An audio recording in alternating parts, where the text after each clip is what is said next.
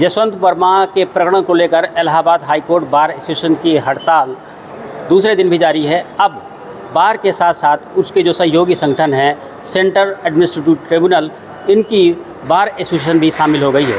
मेरे साथ बार के पदाधिकारी और सदस्यगण हैं, बात करते हैं। अध्यक्ष जी, प्रायोजक हैं cancer healer centre, new beginning.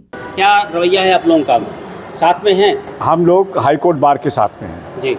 और अध्यक्ष जी, सबसे बड़ी बात यह है ना कि जुडिशरी को कहा जाता है कि आयरन कर्टन पड़ा है, उसमें सब लोग नहीं बोल सकते, जनता नहीं बोल सकती, आम लोग नहीं बोल सकते। आप ही लोग बोल सकते हैं, लेकिन आप ही लोग बाद में पीछे हट जाते हैं कई बार। नहीं, ऐसा नहीं है। हमारे यहाँ भी हम लोगों ने अपने कैट में भी भ्रष्टाचार के खिलाफ हम लोगों ने आवाज़ उठाई थी। वो आवाज़ हमारी पूरी हुई और हम लोगों को भी, जैसे कि हम लोगों को बैठने की जगह पहले नहीं दी गई थी, उसके बाद हम लोग को सारी बैठने की जगह दी गई। हम लोगों को भी वो हुआ, हम लोग को वो सुविधा दी गई जो हमारा हक है। हम अपनी हक और हकूक़ की लड़ाई के लिए जो भी हो सकता है अकॉर्डिंग टू रूल वो हम लोग करेंगे जी। सवाल ये है कि रिफॉर्म की जब बात आती है तो आप लोग कहते हैं कि कॉलेजियम सिस्टम पर एक बार रिव्यू होना चाहिए, बात होनी चाहिए। आपको क्या लगता है, रास्ता क्या है? इस तरह की चीज़ें बार बार आती हैं और बार बार पटाक्षेप हो जाता है, जैसे कि आपके यहाँ मीटिंग में भी कुछ लोगों ने कहा। बिल्कुल, कॉलेजियम पे विचार, पुनः विचार होना चाहिए। जो इस प्रकार का जुडिशरी में भ्रष्टाचार कायम है, उसका सिर्फ एक कारण ये है कि भाई भतीजावाद। एक जज हो जाता है, पता चला 4 पीढ़ी तक वो जज बन रहे हैं। आम जनता से, आम गरीब जनता से कोई जज क्यों नहीं आ रहा है? इसका क्या कारण है? तो एक जो मोनोपोली बनी है कॉलेजियम पे, इस पे विचार होना चाहिए, सुधार होना चाहिए। और जिस तरीके से ये जो आज का जो घटनाक्रम हमारा चल रहा है, हाईकोर्ट भी न्यायकार से व्रत है और हम भी व्रत हैं। हम भी एक प्रकार से हाईकोर्ट के पार्ट हैं, हाईकोर्ट के सदस्य हैं। और जो माननीय उच्च न्यायालय बार एसोसिएशन ने जो निर्णय लिया है उसके हम लोग पूरी तत्परता के साथ हैं। रही बात ये जो न्यायालय में जो भ्रष्टाचार की जो ये न्यूज़ आई है जस्टिस यशवंत वर्मा के यहाँ जो भी मिला है, तो ये इन्वेस्टिगेशन का विषय है। और ये विषय सिर्फ जो है न्यायालय का विषय नहीं है, ये विषय जो है आम जनमानस की भावनाओं से जुड़ा हुआ है। एक व्यक्ति गरीब, एक किसान, अगर वो एक ट्राली अगर गेहूं खरीदता है तो वो न्याय मांगने के लिए माननीय उच्च न्यायालय इलाहाबाद में आता है, अपना सब कुछ दांव पे लगा करके माननीय उच्च न्यायालय इलाहाबाद में आता है, माननीय अन्य न्यायालयों में जाता है, कहीं भी कोई कोर्ट में जाता है, वो एक आशा रखता है, ये विश्वास रखता है कि हमें वहाँ पे न्याय मिलेगा। और जो इस प्रकार की जो घटना हुई है, निसंदेह आम जनमानस का विश्वास न्यायपालिका के प्रति घटा है और ये बहुत बड़ा काला धब्बा है न्यायपालिका के लिए। और इसकी हम घोर भर्त्सना करते हैं, घोर निंदा करते हैं और इसकी जांच होनी चाहिए। ईडी सीबीआई से भी जांच होनी चाहिए और जो भी हाईकोर्ट बार निर्णय लेगा उसके कदम से कदम मिला के हम आगे उनके साथ चलते रहेंगे। जी मैडम, ये बताइए, अभी जैसे आप लोगों ने कहा अंकल जज सिंड्रोम, उसके बाद में अभी तक तो बहुत सारा डिबेट इसमें हो गया। लगता है कि व्यवहारिक इसमें कभी कंट्रोल हो पाएगा? कंट्रोल, भ्रष्टाचार की जड़ ये भी है, जैसे कि आपने कहा। देखिए, कंट्रोल करना चाहे तो कंट्रोल तो हो सकता है। चीज़ें कंट्रोल में अगर आने के लिए कोई भी चीज़ हो, अगर आप कंट्रोल खुद में करना चाहें तो कर सकते हैं। कैसे होगा सर? वो चीज़ें आज तक एक जिसका अभियोग नहीं हो पाया। सर देखिए, चीज़ें ऐसे नहीं होती हैं। जब खुद से आप एकजुट हो के हाई कोर्ट से लेके कैट बार ऑफिस एसोसिएशन से लेके अगर सारी चीज़ें एक साथ लेकर अगर कोई चीज़ अगर कोई करना चाह रहा है तो वो चीज़ें हो सकती हैं। जी, क्या चाहते हैं आप? हम तो यही चाहते हैं, पहले उनके ऊपर प्रॉपर इंक्वायरी सेटअप हो। ईडी सीबीआई जो जिससे भी इन्वेस्टिगेशन होना हो, उनका प्रॉपर इन्वेस्टिगेशन हो, उनकी इंक्वायरी हो। देन आफ्टर वो रेजिग्नेशन दें या इम्पीचमेंट हो, उनका जो भी होना है वो प्रॉपर बाय रूल होना चाहिए। और जब तक इनका ये इलाहाबाद हाई कोर्ट में इनका ट्रांसफ़र हुआ है, एज़ वी ऑल नो, तो तब तक हम हाई कोर्ट बार भी अपने कार्य से व्रत है और हम लोग भी अपने कार्य से, अपने पूरे जुडिशियल वर्क से स्ट्रेन है। सर, पब्लिक कहती है कि हमारा नुकसान होता है स्ट्राइक से। नहीं, निसंदेह नुकसान ये कह सकते हैं कि होता है, पर ये पब्लिक लिए ही किया जा रहा है कि उनकी भावनाएं, उनका विश्वास जुडिशरी में बना रहे। इसके लिए ये आवश्यक है कि हम लोग जुडिशरी के विश्वास को, कि जुडिशरी जनमानस के विश्वास के लिए इस तरह के कदम उठाएं। तो ये जनमानस के लिए ही है कि उनका विश्वास जुडिशरी में बना रहे, क्योंकि इस तरह के जो कार्य हुए हैं, एक्शन हुआ है, जो कंडक्ट हुआ है, ये बहुत ही निसंदेह, बहुत ही इसका जितना निंदा किया जाए कम है। क्योंकि जज लोगों का विश्वास बहुत ज़्यादा होता है। जब वो न्यायपालिका में आते हैं, न्यायाधीश के सामने हम लोग खड़े होते हैं, तो ये हमारी मंशा रहती कि उनको न्याय मिलेगा। पर इस तरह के जो भी होते हैं, कार्य होते हैं, इससे उनसे उनका विश्वास टूटता छिन्न भिन्न होता है। तो इस तरह हमारी गवर्नमेंट को कुछ ना कुछ कदम लेना चाहिए। और जहाँ इम्पीचमेंट का सवाल है, निसंदेह आज तक कभी कोई भी इम्पीचमेंट नहीं हुआ है और कोई काम पहली बार ही होता है, तो निसंदेह गवर्नमेंट को इस पर कोई ना कोई सख्त एक्शन लेना चाहिए और इम्पीचमेंट जैसी कोई भी कार्रवाई लाना चाहिए। जुडिशियल एक्शन करके आता है, बार बार कहते हैं कि रिफॉर्म करने हैं तो जुडिशियल एक्टिविज्म की तरफ भी देखना होगा हमको। नहीं, इसीलिए तो सुप्रीम कोर्ट ने इतना कड़ा स्टेप्स लिए हैं कि इसको पब्लिश सारी न्यूज़ आइटम्स भी दे रहे हैं, आप लोगों के थ्रू उसको पब्लिसाइज कर रहे हैं। इसका मंशा यही है कि इस चीज़ के बारे में जुडिशरी अगर करप्ट हो जाएगी तो हम लोग का कहीं स्टैंड ही नहीं बचेगा। We will not be able to argue our cases before the court. जी जी, कॉन्फिडेंस हम लोग का ख़त्म हो जाएगा। Just to have a confidence in the judiciary judicial system, हम बहस करें और पता लगा जज साहब पहले से पैसे खा के बैठे हुए हैं, उसका रिजल्ट क्या आएगा। Right sir. Joint secretary sir, एक और महत्वपूर्ण विषय है कि बहुत सारे लोग कहते हैं कि जो ये ट्रिब्यूनल में जजेस भेज दिए जाते हैं कई बार, कहीं ना कहीं करप्शन की ये भी जड़ है। नहीं, वहाँ से रिटायरमेंट हुए, फिर उसके बाद हुआ कि लीजिए साहब आ जाइए, दूसरा पद तैयार है। नहीं, ट्रिब्यूनल में अगर जो है जजेज अगर भेज दिए जाते हैं, हाई कोर्ट से अगर जजेज आते हैं तो उनके अनुभव का लाभ मिलता है, निसंदेह यहाँ पे लाभ मिलता है। तो ये तो कोई वैसी बात नहीं है। जो भी जजेज आए they come with a honest person. यहाँ पे जहाँ पे जो आज जो मुद्दा हम लोग के सामने है, करप्शन का मामला है। We are only confined to the corruption, कि जिसके सामने हम न्याय लेने जा रहे हैं, अगर वही न्याय का जो है गला अगर घोंट रहा है, माने he himself is doing a injustice और he is himself implicated in a corruption, तो उससे हम न्याय की उम्मीद क्या कर सकते हैं।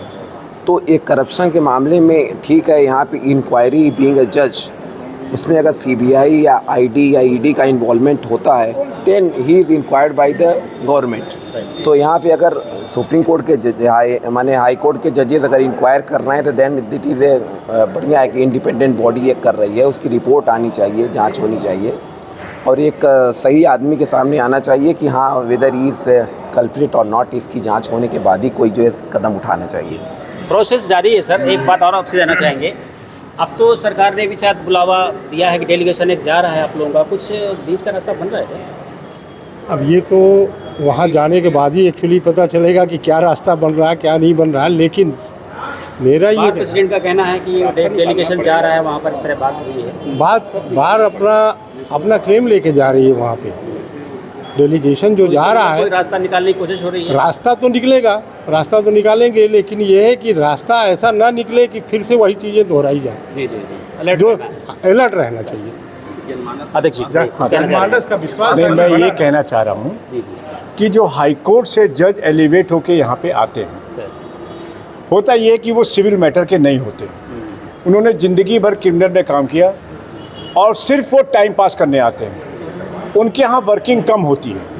और जैसे कि अभी हमारे यहाँ 2 जजेस एडवोकेसी से गए हैं, उनकी परफॉर्मेंस और हाई कोर्ट जज के आफ्टर रिटायरमेंट जिनका एंगेजमेंट होता है, जिनका एलिवेशन होता है, उनके परफॉर्मेंस में ज़मीन और आसमान का फ़र्क है। वो क्या करते हैं, जो वहाँ के आए, अब उन्होंने पूरी ज़िंदगी क्रिमिनल में काम किया, अब उनको सिविल मैटर को सीखने में लगभग 2 से ढाई साल लग जाते हैं और फिर वो सिर्फ टाइम पास करते हैं। हम लोग के साथ दिक्कत ये आती है कि हम लोगों के सारे एडवोकेट वो सारे सिविल मैटर के लोग हैं। यहाँ पे सिविल मैटर काम होता है और जो क्रिमिनल के लोग आ जाते हैं तो हम लोग को बड़ी प्रॉब्लम होती है।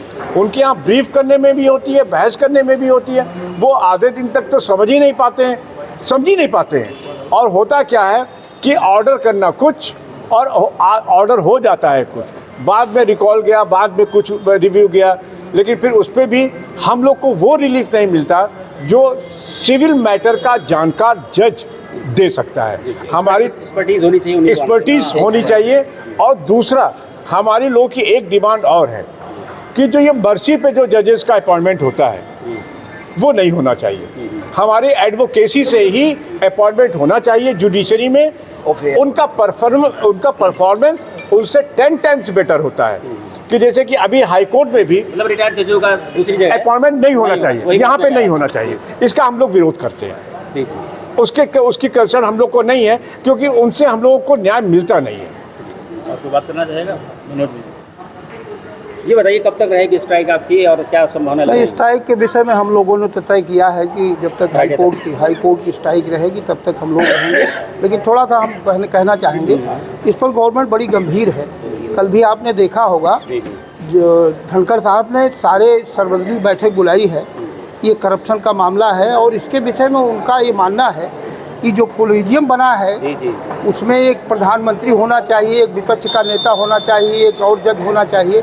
इस तरह से अगर होगा, चूँकि कोलिजियम जजेज का ही होता है तो उन्हीं के भाई भतीजावाद में अपॉइंटमेंट होता है, इस तरह से भ्रष्टाचार हो रहा है। तो गवर्नमेंट इस पर बहुत गंभीर है। कल से बैठक जारी है, आज भी सर्वदलीय बैठक जारी है धनखड़ के नेतृत्व में।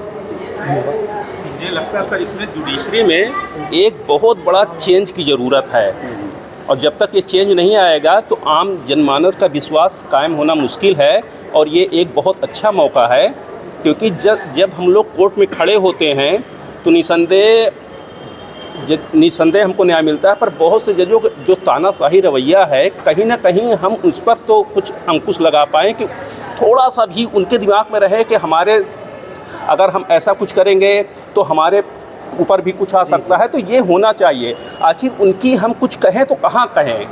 जिस पे हुआ वो तानाशाही करके किसी भी वकील के खिलाफ कुछ भी आर्डर पास कर दे रहे हैं। तो ये अच्छा मौका है कि कहीं ना कहीं से कुछ ना कुछ ऐसा होना चाहिए कि थोड़ी सी अकाउंटेबिलिटी उनकी भी बने। अकाउंटेबिलिटी बने। हम इसमें ये कहना चाहेंगे कि जो जजेस के अपॉइंटमेंट का मैटर है, जिस तरीके से PCSJ के थ्रू हमारे डिस्ट्रिक्ट कोर्ट में और वहाँ पे जजेस आते हैं, उसी तरीके से IGS की परीक्षा होनी चाहिए।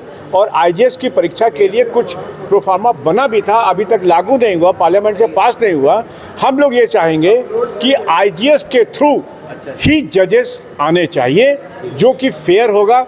और कॉलेजियम में के थ्रू आता है तो कोई भाई भतीजावाद होता है, और वो जजेस जो आते हैं, जो आपने कहा कि उसमें फेयर नहीं होता है, उसमें सही बात है कि अगर एक जज का लड़के का अपॉइंटमेंट एक जज के थ्रू कॉलेजियम से हुआ, तो जब वो वहाँ पे जज बैठता है तो भाई भतीजावाद यहीं पे होता है, क्योंकि उन्हीं के सारे रिश्तेदार, उन्हीं के सारे वो जो उसमें अपॉइंट होकर के आते हैं, और फिर उनमें अंडरस्टैंडिंग होती है कि तुम मेरे बेटे को सपोर्ट करो, हम तुम्हारे बेटे को सपोर्ट करो। दुर्भाग्यपूर्ण ये है कि हम ही लोगों के बीच में से ही जज बनते हैं। हम ही लोगों को पता है कि करप्शन कहाँ से स्टार्ट होता है। प्राइमा फेसाई अगर देखें तो करते हैं, यस, वो आप ही लोगों के बीच में, हम ही लोगों के बीच में, और कुछ वो हम ही लोगों के बीच से हमारे ही इसी बोर्ड में बहुत सारे लोग हैं जज बन गए, और इसके पहले कई लोग। तो सारी व्यवस्थाओं को जानते हुए भी जब उस कुर्सी पर बैठते हैं तो वो पुरानी चीज़ों को भूल जाते हैं। और वो फिर क्योंकि माननीय हमारे CJI महोदय जो रिटायर्ड, जो BN खरे साहब का भी अभी रिसेंटली पंजाब हाई कोर्ट के मुख्य न्यायाधीश का भी जजमेंट, और तो उन्होंने ये अपनी कुर्सी पर रहते हुए वो भ्रष्टाचार का मुद्दा नहीं उठाते। जब आफ्टर रिटायरमेंट वो कहते हैं कि जुडिशरी में करप्शन है, तो जब कुर्सी पे आप बैठे थे तब आपने इस करप्शन को क्यों नहीं दूर किया? तो ये बहुत महत्वपूर्ण बात है कि हमें कुर्सी पर रह करके भी हम जिस सिस्टम में काम कर रहे हैं, अधिवक्ता जो है न्यायपालिका का पार्ट होते हैं, उसी के हम अंग हैं। तो हमें यहीं से सुधार की आवश्यकता है, और यहीं से सुधार जब हम करेंगे तो ऊपर तक सुधार हो जाएगा। जी। तो कैट बार एसोसिएशन का कहना है कि वो भी Allahabad high court bar association के साथ में हैं, और ये मौका भी है कम से कम जुडिशियल रिफॉर्म का जो अलग अलग बिंदु हैं उन पर चर्चा होनी चाहिए और उस पर अंतिम निर्णय भी होना चाहिए। Dinesh Singh, TVNine UP, Prayagraj. प्रायोजक हैं cancer healer centre, a new beginning.